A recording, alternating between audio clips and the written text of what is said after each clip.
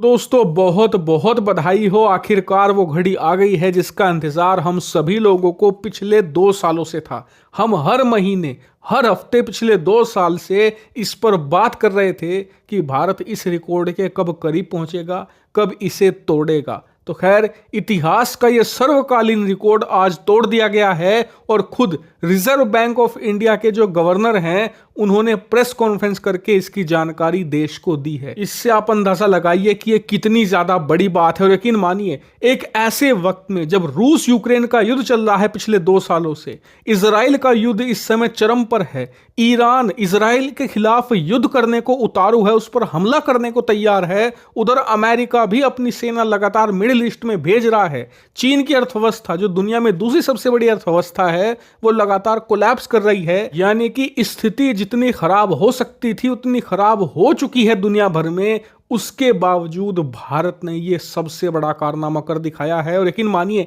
इसीलिए दुनिया भर में आज भारत की खूब वाहवाही हो रही है, क्योंकि इतिहास कायम करना एक अलग बात है, लेकिन मुश्किल परिस्थितियों में लहरों के विपरीत अपने देश की नौका को ले जाना ये वाकई में ही एक कीर्तिमान है। लेकिन ये रिकॉर्ड है क्या और क्यों ये भारत के लिए बड़ी बात है, चलिए दोनों चीजें मैं आपको बताता हूं। सबसे पहले आप स्क्रीन पर देखिए, रिजर्व बैंक ऑफ इंडिया के जो हमारे गवर्नर है शक्तिकांत दास जी, इन्होंने खुद ये ऐलान कर दिया है आज कि भारत का जो खजाना है, भारत का जो विदेशी मुद्रा भंडार है, आज वो 645 बिलियन डॉलर के पार जा चुका है।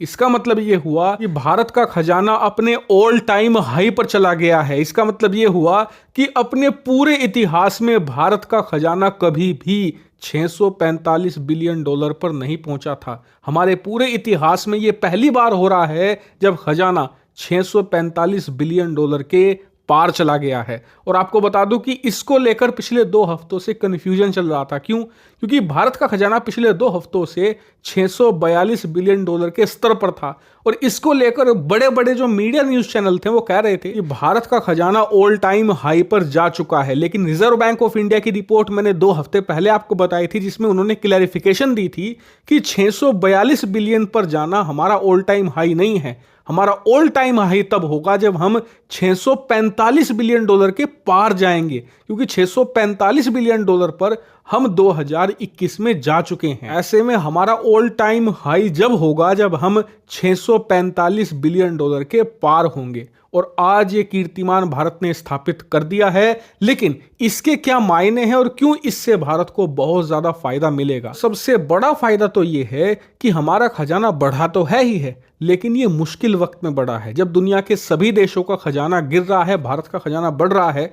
इससे जो विदेशी निवेशक हैं, जो बड़ी विदेशी कंपनियां हैं, उन्हें कॉन्फिडेंस मिल रहा है कि भारत की अर्थव्यवस्था एक बहुत ही ज्यादा ब्राइट स्पॉट पर है। भारत जब मुश्किल वक्त में इतना अच्छा कर रहा है तो सोचिए, आने वाले समय में जब दुनिया भर में नॉर्मलसी लौटेगी, युद्ध तमाम खत्म होंगे और स्थिति ठीक होगी, तब भारत की रफ्तार क्या होगी। और इसी वजह से आप देखेंगे कि भविष्य में भारत के अंदर जो विदेशी निवेश है उसकी रफ्तार अब बढ़ने ही वाली है और भारतीय अर्थव्यवस्था को इससे बहुत ज्यादा मजबूती मिलेगी।